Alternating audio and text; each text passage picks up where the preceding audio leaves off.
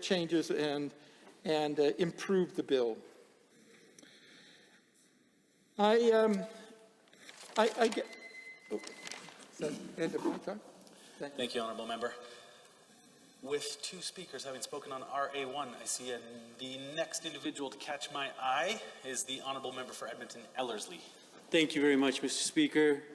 It's absolutely essential for me to get up in this House this evening and speak to this this amendment and the fact that we desperately need to make sure that we get more consultation from stakeholders specifically on this particular bill. And I've spoken to this issue before, and that is the fact that this government wants to restrict certain groups of people from even participating in the electoral process. They want to basically shut out and shut up certain individuals and groups from society when it comes to their own democracy. And Mr. Speaker, I find this absolutely reprehensible. Absolutely reprehensible. And this is why, if nothing else, like all the other members on this side of the House have been bringing up several matters that also deserve that this particular bill be sent back to committee to review. But for me, it's this one that is even more important and the most important reason why we should be sending this to committee and specifically for consultation with stakeholders. And I made this argument before, Mr. Speaker, and I'll make it again, because this is the slippery slope.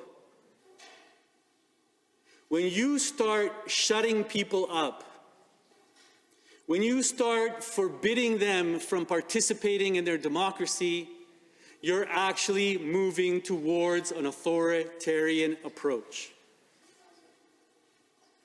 And this could, and for me, this is, like I said before, absolutely reprehensible. Now, I've mentioned my family's history in this House several times before. And this is why this is of most concern to me. Because it's authoritarian governments that go around shutting people up, not allowing them to speak and even participate in their democracy.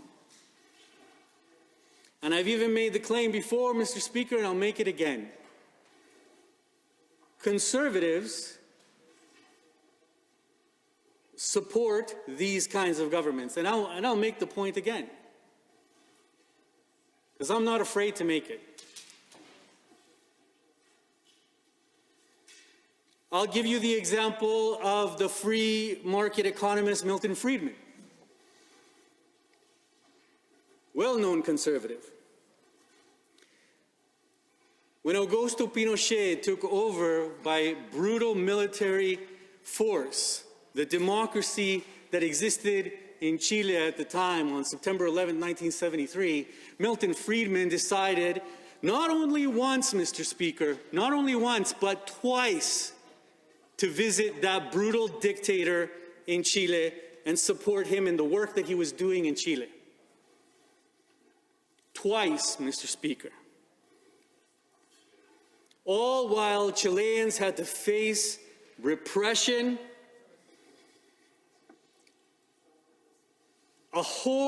in a horrible way.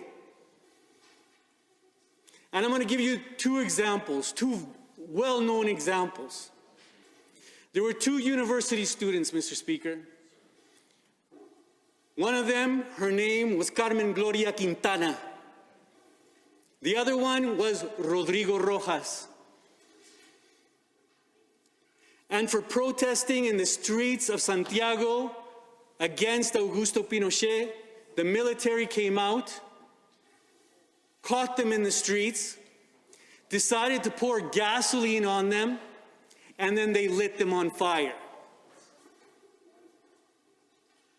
Rodrigo Rojas died that day.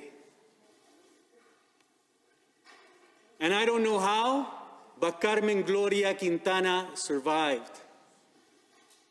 Now, I'm not suggesting that any member on that side of the House support that. But Milton Friedman knew what he was doing, and he knew what kind of man Augusto Pinochet was, and the kind of brutal dictator that he was. And regardless, he went to Chile not once, but twice to support him. Now, the other example I want to give you, Mr. Speaker, was a well-known conservative that the members on that side of the House hold in very high esteem. And that was the late Margaret Thatcher. I'm glad that you're saying that, because let me tell you a little story about Margaret Thatcher. When Augusto Pinochet was caught and was going to be tried for his human rights violations, Margaret Thatcher, on October 6, 1999, at the Conservative Party conference, dedicated an entire speech to defending the record of Augusto Pinochet. An entire speech, Mr. Speaker, to defending that brutal dictator's record. That's the people that these people hold in such high esteem.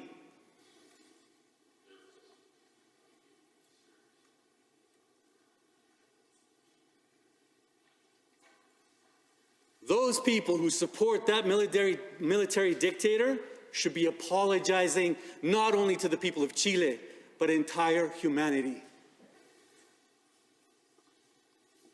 Please go ahead. Mr. Speaker, and to the member for allowing the intervention. I am hoping that the member can talk a little bit about so many Chilean families who've ended up in Alberta did so because they were seeking political asylum and an opportunity for their families to engage in democracy in a full, transparent, and appropriate, legal, democratic way. And I'm wondering if maybe the member can talk a little bit about some of the families that he represents, that he's gotten to know over the years, and their contributions to democracy in Edmonton, and why it's so important that we keep big money out of politics, and that we keep it focused on people and individuals. Through you, Mr. Speaker, to the honourable colleague. Thank you very much for that intervention, and most definitely, I am going to speak specifically to that, because there are so many refugees from Latin American countries, from African countries, from all over the world, indeed, that now call Alberta home because brutal military dictators in their home countries were supported by conservatives, Republicans, and the United States of America. And it's well documented, Mr. Speaker, how the CIA had a specific role in propping up those military dictators. But before I finish on that, I wanted to name one more conservative, and this time a progressive conservative, that even made comments inside of this legislature defending Augusto Pinochet. And that was the late Ralph Klein. So when I say that conservatives support military dictators, I'm not just pulling that out of my backside, Mr. Speaker. There's a historical record that's even in the Hansard in this House.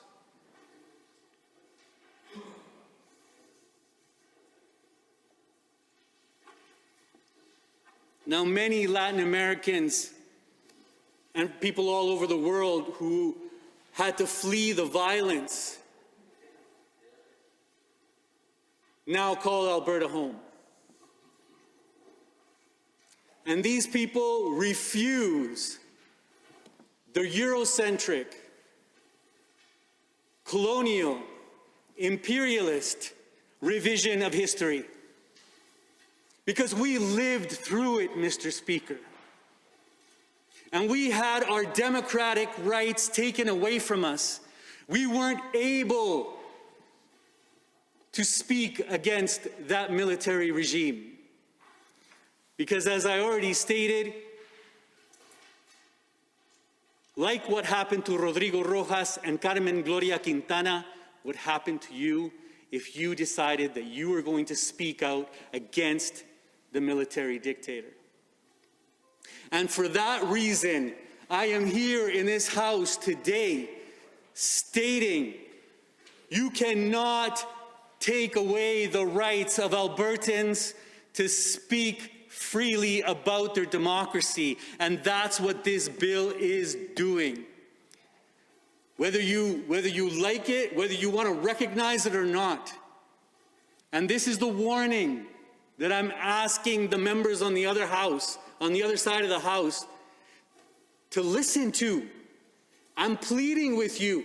How can you bring a bill into this legislature that would take away a Canadian's fundamental freedom? How could you even propose it?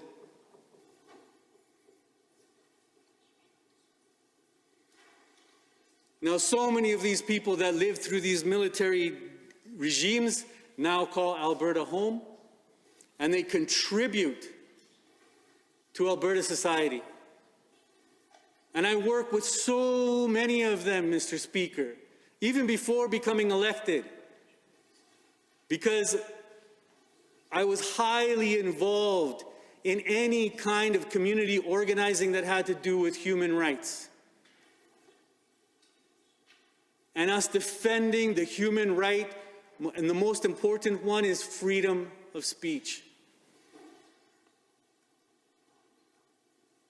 Because, Mr. Speaker, democracy is about a battle of ideas. It shouldn't be about who has the most money to support the electoral process.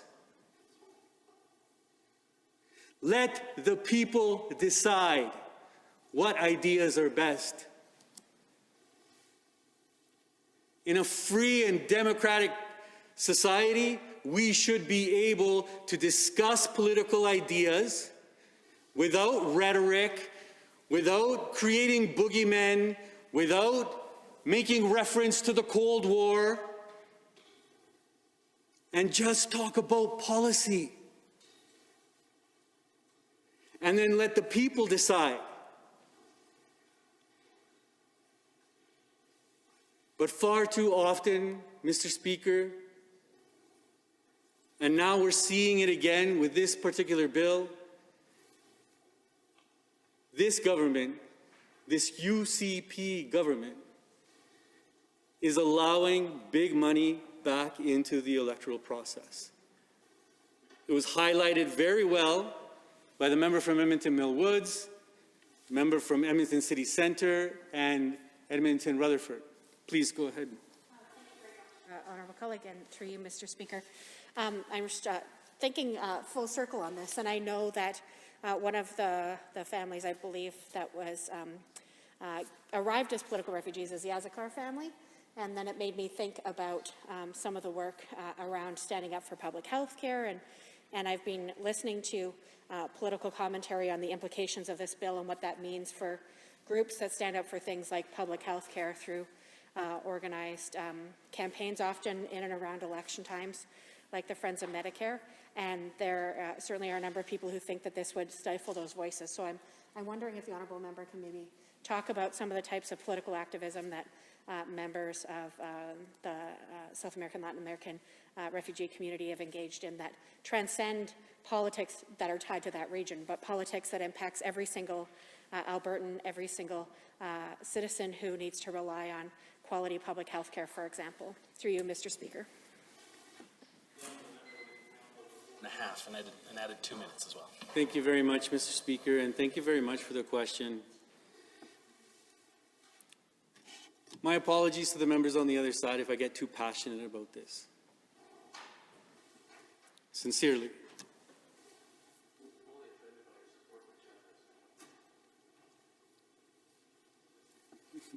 And there you go again, Mr. Speaker. You know?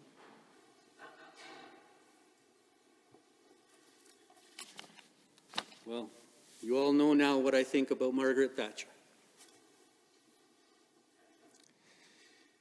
So, yeah. So there's been lots of people in the Chilean community who have done an incredible amount of work to defend universal health care here in the province of Alberta. So many Chileans. And actually, the member from Edmonton Mill Woods will remember that when the previous progressive conservative government under Ralph Klein actually wanted to close down the Grey Nuns Hospital, and how many people from Mill Woods all decided to come out and actually support, and they crowded into the streets around the Grey Nuns Hospital. And many of those people that were there were all new Canadians at the time,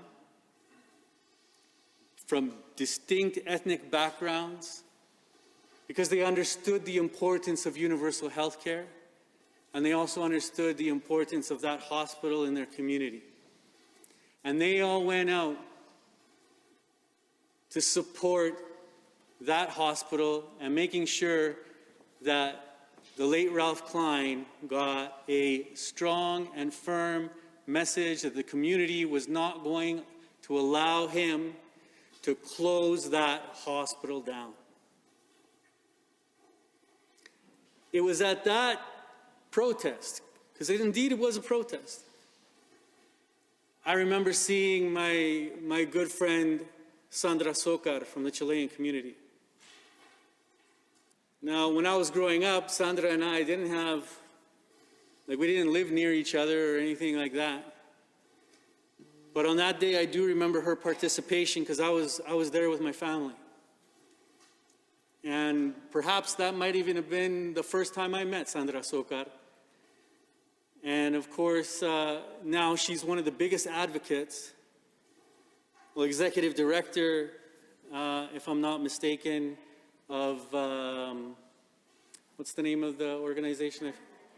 Friends of Medicare. Thank you very much, my honorable colleagues.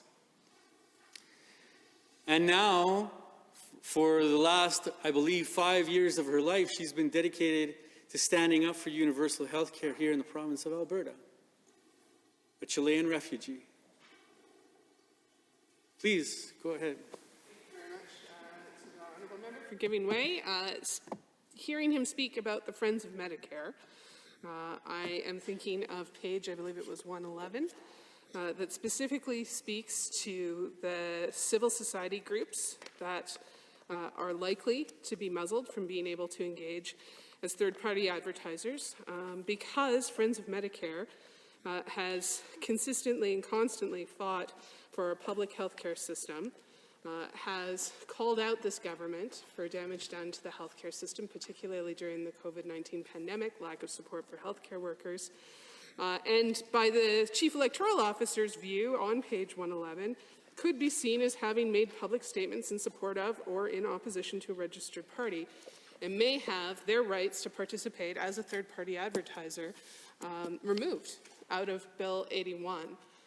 And so when we think about civil society groups like Friends of Medicare and others, the impact of page 111 and Bill 81 seems quite negative. Most definitely, and that's where I'm headed to in wrapping up my comments on this particular referral amendment, Mr. Speaker, is that there are organizations like Friends of Medicare, and many like them, that their true intention is to make our society better. It's to make our society better by providing a critical analysis of what is happening in terms of legislation in this province. And yes, it's critical. They're trying to do their best to support the society as a whole. And I'm afraid that with this bill, organizations like that could be muzzled. And with that, Mr. Speaker, I will finish my comments and I ask that we adjourn debate. Thank you, Honourable Member. Having heard the motion to adjourn debate as proposed by the Honourable Member for Edmonton Ellerslie, does the Assembly agree with the motion? All those in favour, please say aye. Any opposed, please say no. Carried. Under Government Bills and Orders for second reading, Bill 79, Trails Act, adjourned debate. Mr. Dack. Honourable members, we are on second reading of Bill 79, Trails Act. Are there any members wishing to join? I see the Honourable Member for Edmonton Decor has risen. Well, thank you, Mr. Speaker. Happy to provide some comments around Bill 79, Trails Act. Interesting topic, I guess, considering what Albertans have been discussing over the past several months around, I don't know, things like coal mining in the Rockies and how that can affect their ability to enjoy some